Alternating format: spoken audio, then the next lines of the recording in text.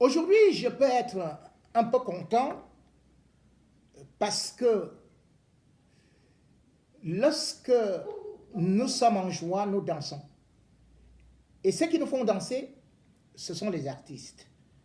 Et j'ai toujours été de ceux-là qui, même au Cameroun, faisaient déjà partie de ceux qui soutenaient l'art, la culture. Aujourd'hui, je suis content de voir que bon nombre d'artistes camerounais sont en train de danser à travers des réseaux sociaux parce qu'ils sont en train de retrouver petit à petit leurs droits dont ils étaient sevrés depuis des années. Ou alors, ils n'en recevaient que des miettes, des sommes ridicules, ne valant même pas l'aumône ou le salaire de catéchiste. Pas de quoi pouvoir avoir une famille ou encore envoyer des enfants à l'école.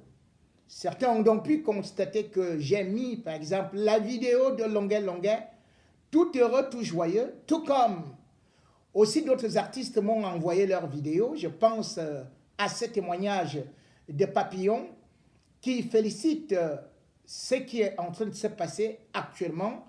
Ce n'est pas une répartition en tant que telle, c'est l'épurement d'une dette qui a été collectée par la CMC qui a eu à fusionner avec la SOCAM et ces sociétés ont été combattues de telle sorte que à une certaine période, les artistes étaient privés complètement de leurs droits.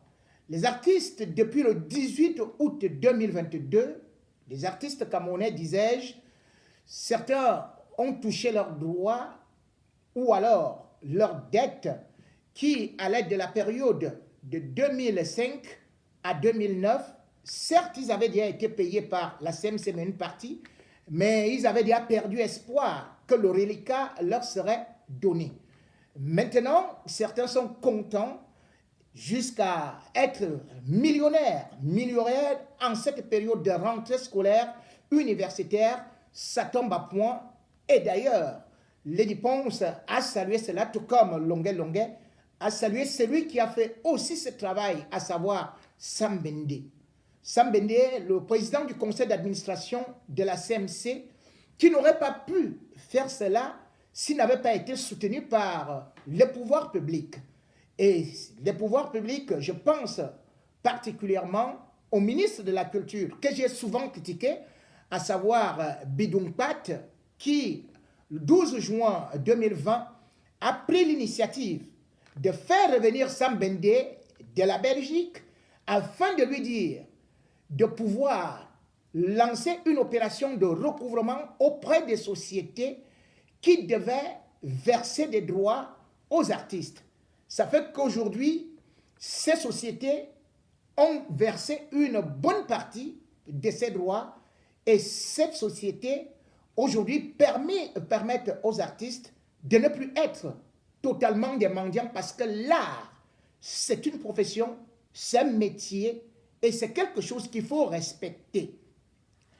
Dans la cagnotte des artistes, donc, on a pu récolter la somme d'1 milliard 199 millions.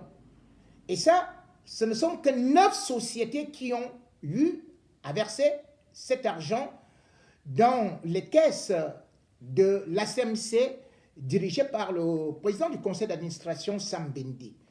Et de ces sociétés, on peut citer entre autres les brasseries du Cameroun qui, à elles seules, ont versé la somme de 600 millions de francs CFA. On a aussi l'Union des brasseries du Cameroun, le port autonome de Douala, et je pourrais en passer sur Cocam, parce que c'est 9 sociétés qui ont versé cela. Cela veut donc dire que lorsque le travail est bien fait et que le gouvernement peut laisser les artistes ou les professionnels de l'art faire leur métier, eh bien, il y a bel et bien de l'argent dans la musique. Et cela permet aux artistes de créer les œuvres de l'esprit, de pouvoir être inspirés et de pouvoir enfin aussi garder cette dignité-là. Cette dignité, longtemps, a été bafouée. bafoué justement par un autre membre du gouvernement. Puisque lorsque la loi de 2000 relative aux droits d'auteur, la loi du 19 décembre 2000 est validée par le chef de l'État, eh bien, le ministre Oyono va permettre aux artistes de pouvoir enfin se remettre dans leurs droits. Sauf que par la suite, arrivera en 2007 au ministère de la Culture une certaine Amatou Mouna, la petite sœur du bâtonnier Akere Mouna. Et tout ce qu'elle va faire, c'est de mettre les bâtons dans les roues en allant créer plutôt une autre société, aidant cela par des Roméo Dika. Et on verra d'ailleurs que dans ces sociétés-là, tantôt on va déposer quelqu'un qu'on appelle un grand artiste qu'on appelle Dedi Eyango, sous prétexte qu'il a la nationalité américaine. On va mettre Odile Ngaska qui va se mettre bien sûr à chanter des cantiques de l'église sans connaître vraiment ce que c'est que le droit d'auteur. Or, la CMC, lorsqu'elle a été créée, elle a eu un agrément donné par le gouvernement, et c'était à l'époque de Manu Dibango.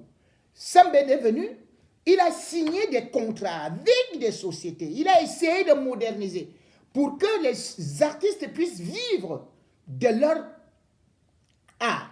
Nous sommes allés avec à l'époque Feu Guy Lobet, nous étions avec Joseph Angoula, les Toto Guillaume à la SACEM, où nous avons signé des accords pour que la musique camerounaise, les artistes camerounais puissent enfin vivre non seulement du droit d'auteur, mais du droit voisin du droit d'auteur. Or, Amatou Toumouna est arrivé à tout bloquer, à tout saccager.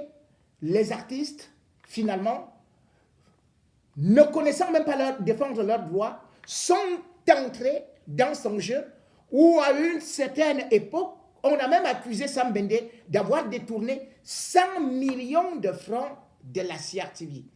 Or, aujourd'hui, la CRTV reverse des droits, les droits qu'elle n'a pas pu verser il y a fort longtemps.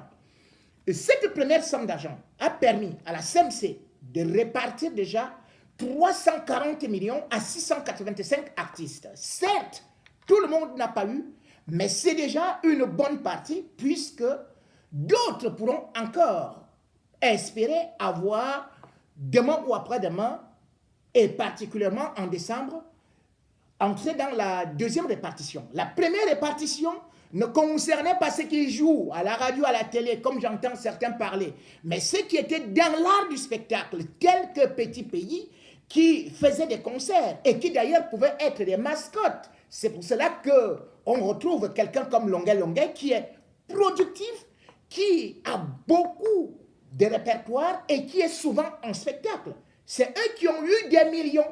Et bien sûr, pour la deuxième répartition, ce sera en décembre, puisque là, il faudrait, selon les statistiques de la CMC, Sonacam, revenir au moins avec 1,2 milliard de francs CFA. Rendez-vous compte, ça c'est pour la période de 2010 à 2017. Entre-temps, qu'est-ce que vous avez vu? Les sociétés qu'on a créées, les Coca, comme les Sonkom, comme les Toukou, comme les Chaka, comme les Mapapa, tout ça dans le Mapan, où on donnait aux artistes juste parfois 1000 francs CFA, parfois 200 francs CFA. Un artiste qui s'est déplacé pour venir chercher ses droits. Et après, on se moquait de lui. Regardez le nombre d'artistes qui sont morts sans leurs droits. Regardez Maman Guéa qui criait sur un lit d'hôpital, qui n'avait pas d'argent, qui n'avait pas un centime, qui n'avait même pas l'argent pour la perfusion. Regardez encore quelqu'un comme Maurice Ndjoumé, qui vient de mourir dans le dénuement le plus total, qui n'a pas vu les images des Kambé brillants à l'hôpital, sur des réseaux sociaux, totalement malheureux. Et même ceux-là qui étaient des promoteurs de l'art, tels que l'ancien maire, Nkoti François, eux-mêmes, ils n'ont pas échappé à cette mort. vivement que l'art puisse encore retrouver ses couleurs et qu'on laisse les professionnels travailler.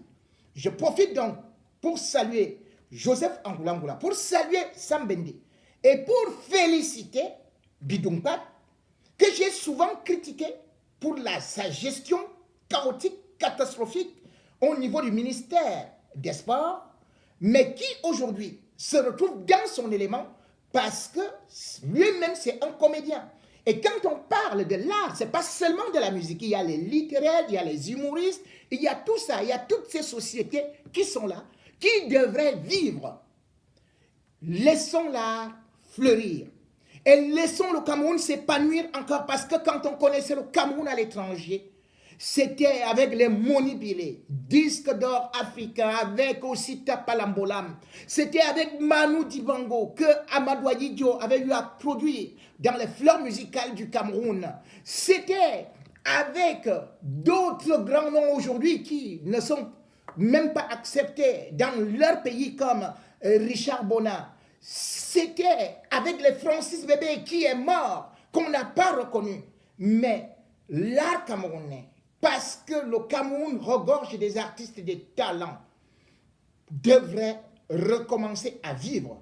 Pas seulement avec des musiques qui nous viennent de l'étranger, mais surtout la promotion musicale qui doit se faire d'abord dans notre pays. Et c'est ici que j'interpelle également certains animateurs radio et télévision qui ont eu à nuire aux artistes d'arrêter cette sorcellerie. On ne peut pas jouer au Cameroun les morceaux congolais, les morceaux américains, les morceaux ivoiriens, les morceaux venant de l'Asie gratuitement. Mais lorsqu'il s'agit d'un artiste camerounais, on lui demande d'aller payer non seulement à la caisse, parce que même la chaîne d'État, la télévision nationale, la CRTV, demande qu'on paye la promotion musicale. Alors que la CRTV perçoit déjà de la part des fonctionnaires et autres des redevances audiovisuelles. La CRTV est un média d'État qui a un budget énormissime. La CRTV ne peut donc pas se permettre à ruiner les artistes, à leur demander de payer les droits pour passer à l'antenne. Bien au contraire, quand un artiste passe sur une émission de la CRTV, parce qu'il y a de la publicité, cet artiste devrait être payé, comme à l'époque d'Elvis Kemayo, qui faisait Télépodium et qui payait les artistes. C'est une occasion, comme je le disais, même dans des chaînes de télé privées, radio privées, qui ne payent pas leurs droits, au moins de savoir que c'est grâce aux artistes qu'on écoute leurs médias et qu'ils laissent ce qu'on appelle le gombo. C'est-à-dire, l'artiste n'a rien, le producteur n'a rien, après on lui demande encore de venir corrompre l'animateur, de venir corrompre le technicien, de venir corrompre le réalisateur. Ces techniques ont fait de telle sorte que notre musique soit anéantie et qu'aujourd'hui, quand on voit ce qui se passe au Nigeria, ce qui se passe en Côte d'Ivoire, on a vraiment pitié de nos artistes. Et après, on va les appeler les sardinards. Comment vous voulez qu'ils vivent? Ils sont obligés finalement, parce qu'ils sont réduits à la mendicité, d'aller chanter des bobards, d'être toujours derrière le pouvoir, d'être toujours en train de chanter, de faire la talakou, de prononcer des noms à une bande de Marbouya ou même de Feman. Non, l'art se doit d'être géré par des professionnels. Et c'est pour ça que, en toute objectivité et en toute honnêteté, ayant longtemps critiqué Bidumpat, parce qu'il a compris qu'il fallait redresser la barre pour un nouveau départ, à lui, j'ai dit, mini pam pam shoga, mini pam pam shoga, mini pam pam shoga, mini pam pam shoga. Gars, toi-même, tu peux recommencer le spectacle, hein? C'est ça quand même qui, avec 10 francs, 50 francs, t'a fait devenir ce que tu es devenu là, ministre aujourd'hui. Ah oui, mais tout au moins, tu ne volais pas. Tu travaillais à la sueur de ton front. L'art doit nourrir son homme.